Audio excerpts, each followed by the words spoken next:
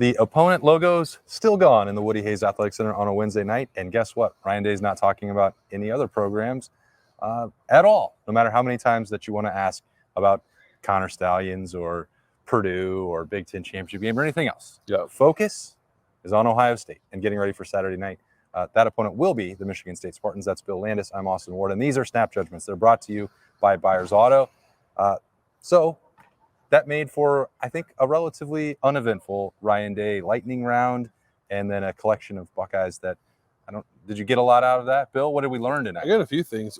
Quickly, Ohio State is beating opponents by an average of 19 points per game when they don't put the logo on the video board. That seems relevant. Yeah, keep that in mind for, wagering purposes this week, I suppose. Okay.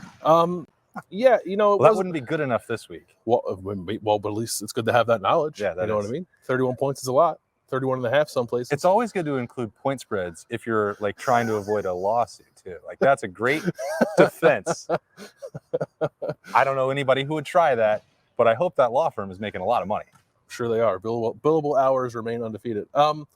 It was not the most eventful evening of interviews. I think it was okay. It's more of a low key week here in the Woody getting ready for Michigan State. I did spend a little bit of time with Josh Fryer, which is why I didn't hear a word Ryan Day said because I was at Josh Fryer's table the whole time trying to figure out what happened on that sack against Rutgers. That Ohio State's moving the ball. It's 1st and 10 to take a sack. It's 2nd and 19. They're well positioned before that, and then the drive kind of unravels, and that's a missed opportunity for points in the first half of that game. My initial read on that, it was funny. He was asked, it was like, what happened on the sack? And he's like, what are you talking about? And we tried to explain to him what happened. He's like, I don't know what play you're talking about, but I was not responsible for a sack against Rutgers. Ooh. So then I showed him the video, and he's like, oh, I know what you mean. So on that play, he blocked the guy he was supposed to block. Rutgers blitz 2. They had a running back in the backfield. There was a blitz on one side, a blitz on the other side. Travion Henderson sort of had to pick one, and he picked the other side. He picked the wrong side, I guess. So that was not a breakdown by the offensive line, at least according to Josh Fryer and according to Ryan Day when I asked him about it on Tuesday. So if anyone was wondering about that, that's kind of what happened there. Well, you were. I was there because I'm interested in how this offensive line is diagnosing blitzes and how teams are trying to attack them now, because it does feel like teams are blitzing a little more, I think, in an effort to try to pressure Kyle McCord because his numbers against pressure are not particularly good this year. So like that to me felt like a play where Rutgers kind of got Ohio State, and I think teams are going to see that and try to do similar stuff moving forward. But that was, I think, probably a look they weren't expecting, and less so like a total breakdown up front. I think it ended up being like 5 guys rushing to a side of the field or 6 guys rushing to a side of the field where Ohio State only ended up having 4 or 5 blockers. So we're just kind of outnumbered there. And at least they don't leave that game and that play thinking like, oh, we blew that one. I think it was more of like a tip of the cap to Rutgers more than it was a breakdown. Yeah, those linemen always know if they got pinned with the credit or blame for a sack. He did not. Yeah, it didn't sound like anyone on the offensive line got dinged for that one. I think it was just too many guys to handle given the protection call. Yeah, it does seem like, I mean, there's only 3 games left, so it's not like there's a ton more opportunities for teams to try and take advantage of this against Ohio State, but it has felt like Rutgers especially is like, well, as opposed to a year ago where if you blitzed C.J. Stroud and you were dead, and you had two NFL tackles out there, and you were going to get picked apart by the BPS, then this situation is different because of what we talked about with, Kyle McCord has not made every read perfect in the last few weeks. The offensive line has not picked up every protection perfectly, and then there's been some drops on top of that. So it's like, it feels like an encouragement to opponents, like this is the only way. Because otherwise, if you're just going to sit back, I think at this point, Travion Henderson is going to slice you to death. So that's almost the only solution that teams have. Yeah, and they are. It's interesting. And C.J. Stroud was the same way. Look, every quarterback's worse when he actually gets pressured, but the good quarterbacks, I think, are good against the blitz as long as the blitz is picked up. And Kyle McCord is the same. Like, his numbers against the blitz in general are not terrible. It's when the blitz works or for whatever reason a team gets pressure with 3 or 4 where the numbers drop precipitously.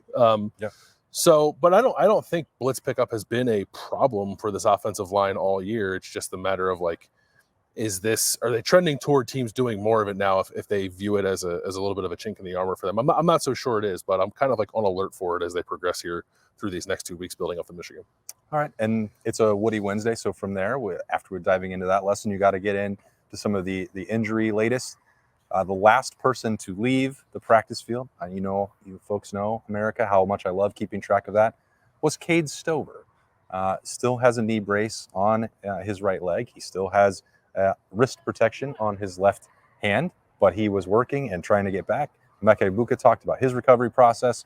A little bit rusty, didn't say he picked up anything new or dealing with any residual effects of that he's ready to go. And he understood when they set him down for Penn State that was going to be the way that this all worked out. He didn't love that, but he knew that he had to work through it. Saw Denzel Burke leaving the practice field.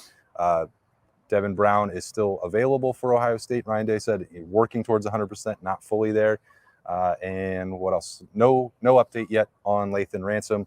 So we do not know. I did not see him leaving the practice field tonight.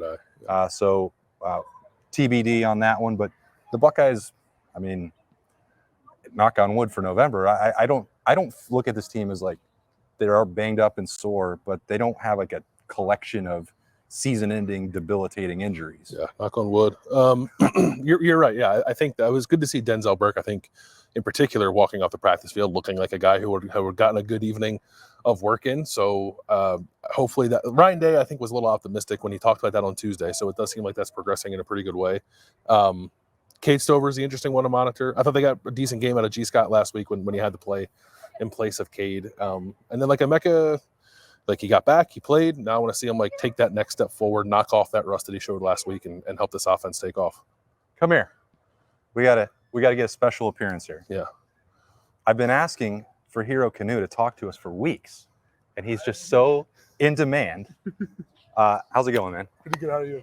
It's good to see you out there. It looks like you're pushing for more. Maybe I'll just take this out so you can hear a little bit better.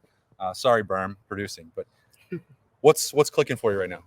I feel like I just got a little bit of momentum and just gain trust from Coach Jay, and I feel everything works out, and my teammates support me. Everybody is supportive of everybody. So Bill was obsessed with a play you made 2 weeks ago, Wisconsin. Yeah, that run stop, man, that was awesome. Yeah. Walk me through that play. What happened there? So basically, I got on the field. Talik was on there for forever. Yeah.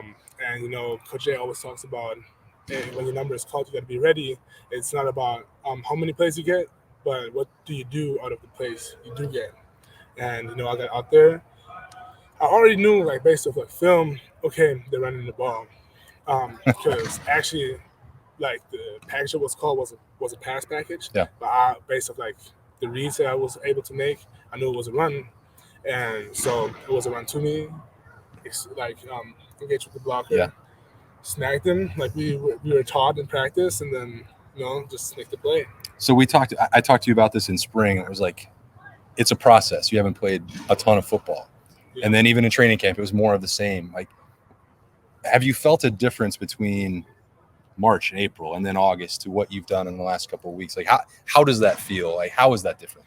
I feel like Coach Jay and the whole strength staff is doing a great job of giving us the necessary reps that we need, mm-hmm. but also not too many in order to sustain a 12-week, 15-week season. Yeah. Obviously, it's a lot on your body, but I think we all got the perfect amount of snaps, and we all just learn. Did you get some Champions League in before practice today, or what? So what? Some Champions League? Did you get to watch any, or you just no? Unfortunately not. Okay, well, I don't want to spoil it for you then. No, my barber, he's actually huge into soccer. Yeah. And we always talk about it. Okay. And we always play FIFA too. That's the best part about it. All right. Well, it felt like it was a good performance for one of the teams that you care about, but we'll just leave that for you. Thanks for jumping in here, man. I know you got a lot to do tonight, so Thanks, Hero. Appreciate it. Thank you very much. Hero Canoe jumping in with us real quick on some Snappy Jays, brought to you by Byers Auto. All right. Been dying for that. Thank you. I've been, you needed it. I did. So let's have it. Let's have it. I knew that he would be willing. Yeah. So because he's a nice guy. all right, we compelled an answer for you. Now you can write another Hero Canoe. That's right. Yeah. Look for it on Rivals. All right. So where else do we go from there? Defensive line's playing pretty good. So we talked to Hero Canoe, got that update. Jack Sawyer's playing really well. Jack Sawyer talked as well. So yeah, and JT. So we got a lot of that from the Rushmen tonight. like Jack is playing his best football, I think. I know like PFF put out that graphic today that Ohio State shared. It was the only Power 5, I think, edge rusher who has a run grade and a pass grade above 80. And that's whatever. It's one thing, but it's impressive. Like it helps contextualize, I think, a little bit of how well Jack is playing. His 10 tackles in the last 2 games. I think 5 pressures in the last 2 games. He was excellent against Wisconsin. I thought played pretty well again against Rutgers last week, really showing up against the run. And he was talking about just kind of getting more comfortable week by week, day by day, playing defensive end after making that kind of full-time change from playing the Jack position last week. And I think this is what we wanted to see, right? When we knew that was going to happen, like, all right, this guy's going to take off a little bit. And I don't think he's hardly kind of scratched the surface of what he can be, but I think he is significantly better than he was last year and even, than he was in September. Yeah, you're seeing the things that we've talked about with him for not just 3 years on campus, but 5 years, 6 years, going back to watching him as a recruit with the freaky athleticism. It has been a little bit of a push-pull and yo-yoing a little bit because of what you're talking about. It's not just like learning different positions, but it was the way that he was being physically asked to do it, changing his body. You knew that there was going to be some explosiveness and strength against the run in there, but it was like, all right, well, now gain 30 pounds and do that in like 3 months. Well, okay, he's willing to do that. And I think that some of the conversation last year about the productivity and all that stuff and like wondering, is it ever going to happen for him? Like, I don't know that it was fully appreciated that he was taking on something that he was asked to do that was probably not ideal for his long-term future. And may not have even been what was best for Ohio State last year, but he did it. And now it's still not like he's going to go win every one-on-one pass rush rep. Like he's going to win a fair amount, but that's what has made, I think, Ohio State so productive and difficult to deal with on defense is that those two are just not going to give up the edge most times. They hardly ever do they do it. And Jack did it against Wisconsin 2 weeks ago when he was like involved in all the goal line stands at the end of the first half, and then showed up again when Ohio State made 4 goal line stands against Rutgers. So yeah, he's playing well. And I think he also looks like he is continuing to change physically. Like I thought he looked, obviously in the offseason or like spring and summer, he looked noticeably slimmer than he was last year. But even tonight, I thought he looked even more slimmed down from that. Like he looks like a defensive end. He looked to me more like a defensive tackle last year. And I know Zach Bourne has talked about like Jack playing free tech some, but he has, I think, now the measurables you want out of a defensive end, and he's playing really well at the spot. I like the idea of, when they're in these run situations with Jack and JT as the bookends, if they get into the 3rd and long, like Rushman package, I would rather see Jack inside and like Caden and Kenyatta on the edge. Like but again, like, and Byrne brought this up, I think the other day, like there's not a lot that you can really quibble with the way that Larry Johnson has managed this rotation this year and the personnel. Like this has been a very solid season, and it shouldn't come as a surprise given his resume, his long-term success in this profession. Like Larry Johnson is considered a legend for a reason. The last 2 years were not perfect, and there were opportunities to nitpick it, but it would be disingenuous to not recognize how right it's going right now, and that he's doing a very good job leading a unit that, if pass rush and cover all go together, like they're holding up their end of the bargain in a way that maybe they didn't the last couple of years, and they all deserve credit for that. Yeah. For what it's worth, JT Tuimoloau was asked about Jack Sawyer, and he said he likes playing next to Jack. And then he corrected himself, and he said, sorry, I mean opposite of Jack. But it got my antennas up a little bit. So like maybe they've taken a snap or two side by side in practice. Then maybe we'll see that someday. What day might that be? 2.5? Yeah. What's the? I don't know. Yeah.